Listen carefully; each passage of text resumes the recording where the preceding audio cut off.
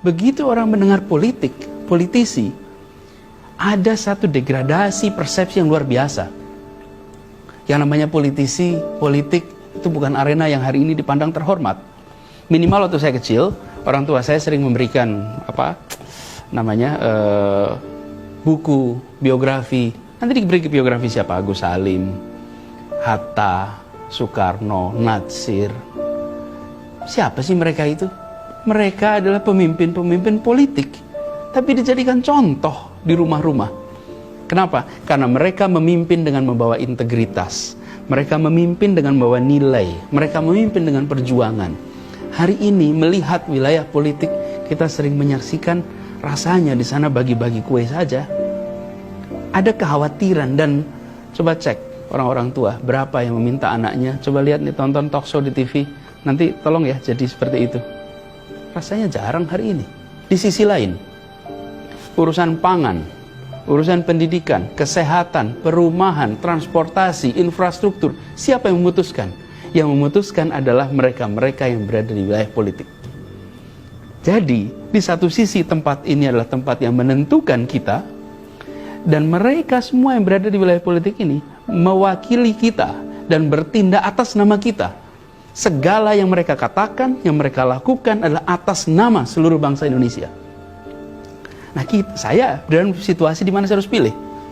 Saya ambil jalur yang biasa nih, yang sekarang, atau saya pindah dan masuk di wilayah ini. Kenapa? Bukan saya minta, bukan saya melobi, tidak. Saya ditawari dan saya diundang. Di sini kemudian hukumnya beda buat saya. Bagi saya adalah saya ambil, ikut tanggung jawab, atau saya tolak dan pilih jalan nyaman.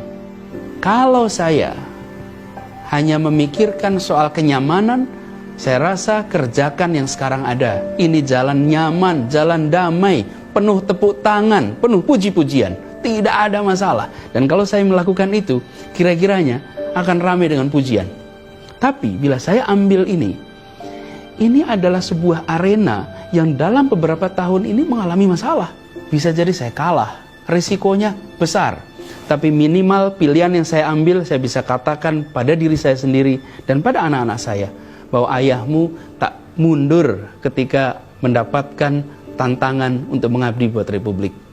Ayahmu tak bergetar hanya karena dikritik dan bisa jadi disamakan dengan berbagai macam contoh mereka yang masuk wilayah politik untuk sebuah kekuasaan semata. Kalau kita tidak mau melakukan ini dan hanya duduk nyaman, ya kalau saya lipat tangan aja dari luar menyaksikan proses ini, mengkritik, menunjukkan di mana kurangnya, saya rasa kita sudah punya stok cukup banyak kritik. Yang kita kurang hari ini adalah stok yang mau langsung turun tangan. Dan saya pilih untuk turun tangan. Saya tidak berharap semuanya sudah diselesaikan di awal. Justru kalau menurut saya, dengan terlibat, saya bisa ikut memperjuangkan agar proses ini diatur dengan baik. Jika saya tidak berada di sini, keluar saja, maka saya nggak bisa ikut menentukan. Dan menurut saya, disitulah letak uji kepemimpinan, leadership. Apakah kita mau segalanya sudah ditata lalu datang? That is ceremonial leadership. Kalau pejuang, hadapi, jangan mundur, bertarung sepanjang jalan. Itu namanya sebuah perjuangan. Kalau kita datang semuanya sudah diatur, tata upacara namanya. Karenanya ini sebuah proses yang menurut saya harus diperjuangkan terus. Diperjuangkan karena sudah dijanjikan sebagai proses yang terbuka, proses yang fair, dan kita sebagai bagian yang berada di sana punya kewajiban moral untuk memperjuangkannya. Ini cerita pribadi. Mungkin bagi orang lain nggak terlalu terasa penting. Tapi kalau buat saya ini mendasar.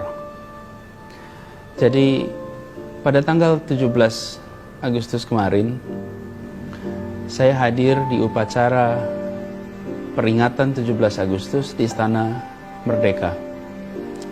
Waktu itu bukan saya diundang. Saya hadir mewakili ahli waris A.R. Baswedan, kakek saya. Jadi yang diundang adalah ahli waris. Saya datang ke sana karena saya yang berada di Jakarta. Lalu mengikutilah upacara itu. Dan bendera itu dinaikkan ke atas dengan Indonesia Raya dalam hitungan menit sampai di puncak. Pada saat proses itu terjadi, saya lalu membayangkan saya berdiri di sini mewakili kakek saya yang dia hibahkan seluruh hidupnya untuk perjuangan menaikkan bendera itu. Bendera yang naik ke atas sana itu lewat iuran darah, iuran tenaga, iuran nyawa jutaan orang Indonesia. Dan waktu itu kakek saya termasuk dalam proses itu, dan saya berdiri di sini mewakili dia di tempat itu. Muncul dalam benak saya tentang almarhum Air Baswedan.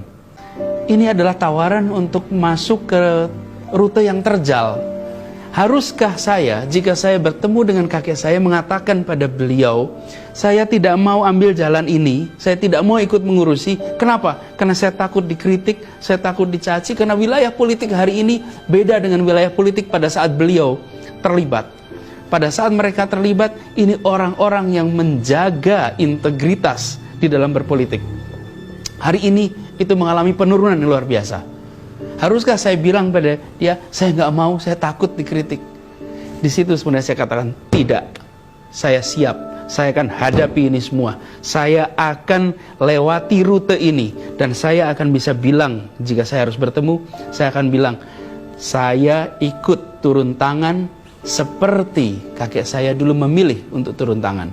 Dan biarkan anak-anak saya nanti menengok pada catatan yang sekarang ada, bahwa orang tuanya tak mundur, orang tuanya tak gentar hanya karena khawatir dikritik sana sini. Saya melihat badai kritik ini sebagai sebuah konsekuensi normal atas potret wilayah politik sekarang. Jadi pada saat 17-an kemarin, itu sebuah turning point yang luar biasa.